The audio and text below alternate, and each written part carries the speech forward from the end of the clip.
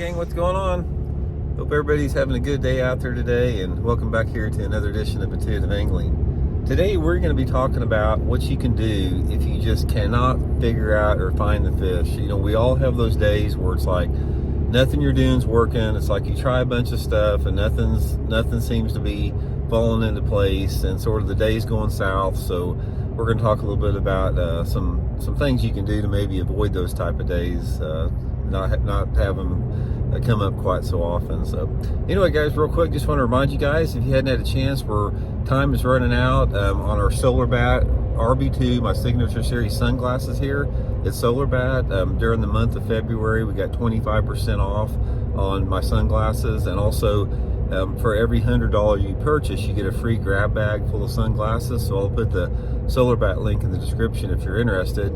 And also, man, it's springtime. Everybody's starting to get ready for fishing and stock up. Please, if you guys are looking for some tackle, check out Baitworks here in Springfield, Missouri. I'll put the Baitworks link on the description, and you can order tackle off that link. And using that link's a good way to support the channel. So much appreciated. Okay, guys, what can you do if you're not catching them? Now, if you fish enough, I don't care who you are, this is going to happen. You're going to have those days where it's just like you feel like you got two left feet and that nothing's falling into place, and everything you try is not working. We've all been there. Sometimes, you know, it's one of the most frustrating things in fishing. There's a few things that you can do to make those times less frequent, even though you can't eliminate them completely. So the first thing you have to do is you have to analyze what is causing that. Why are you not catching the fish? And normally there's two different factors involved. Sometimes they're independent of each other, and sometimes they're in correlation with each other. And that's the area you're fishing, and that's the technique you're fishing. Those are the two things. So once you hit on the right technique in the right area, you're going to get bit. You're going to catch fish. Sometimes you can be in the wrong area with the wrong lure and still catch fish. Sometimes you can be throwing the right area in the wrong area and not catch fish. It's about hitting on that combination.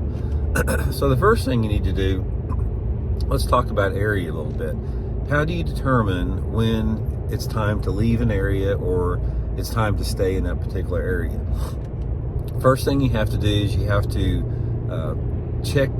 to analyze the situation as far as the time that you're there. Let's say, for example, let's just throw one scenario out there. Say it's the middle of April and the water temperature is 60 degrees, and you just know that under those conditions, the fish are going to be shallow. They're going to be wanting to spawn.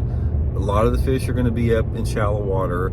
So if you make a determination that, okay, I'm going to concentrate in the back 2/3 of the coves, and that's where I'm going to fish because that's where the fish are going to be, which is a correct assumption.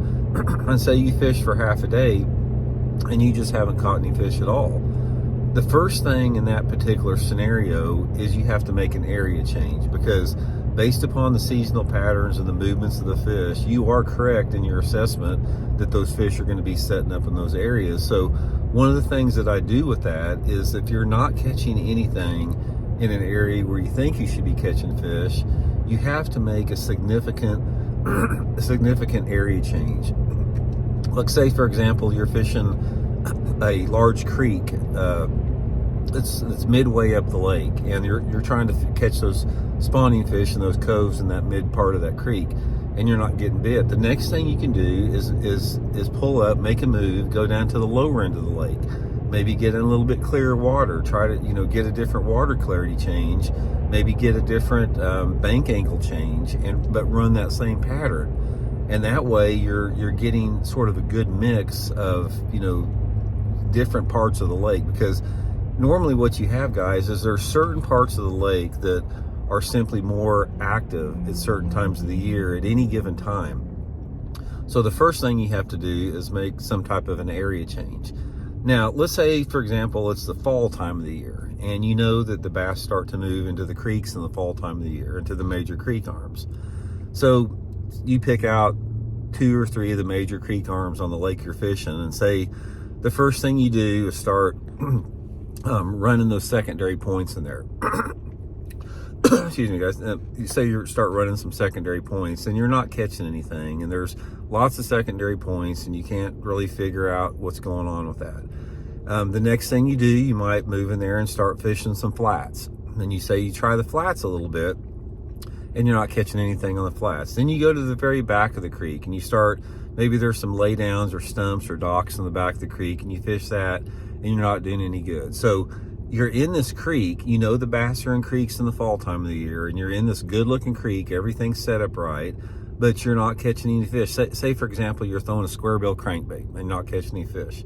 In a scenario like that, what you have to do is make a technique change, because I guarantee if you pick out any major creek on a lake, there's going to be a population of bass in that particular creek.